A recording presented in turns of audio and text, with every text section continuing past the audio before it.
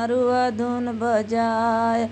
पहली धुनिया बगियवा में बजइहा, पहली धुनिया बगियवा में बजइहा। भंवरवा बन के सुना सुना भे गुरुजी, भंवरवा बन के सुना डमरुआ धुन बजाया। बजइहा ए गुरुजी डमरुआ धुन बजाया। दूसरी धुनिया सड़किया पर बजइहा, दूसरी धुनिया सड़किया पर बजइहा।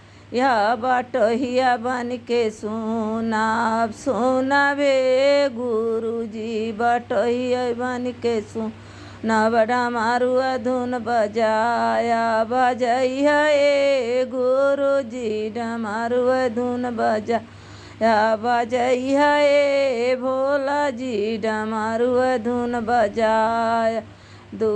तीसरी धुनिया दुअरवा पर बजाई, तीसरी धुनिया दुअरवा पर बजइहा। दुल्हनिया बन के सुना सुना भे गुरुजी, दुल्हनिया बन के सुन डमरुआ धुन बजाया। बजइहा हे भोले जी डमरुआ धुन बजाया। बजइहा हे भोले जी डमरुआ धुन बजाया।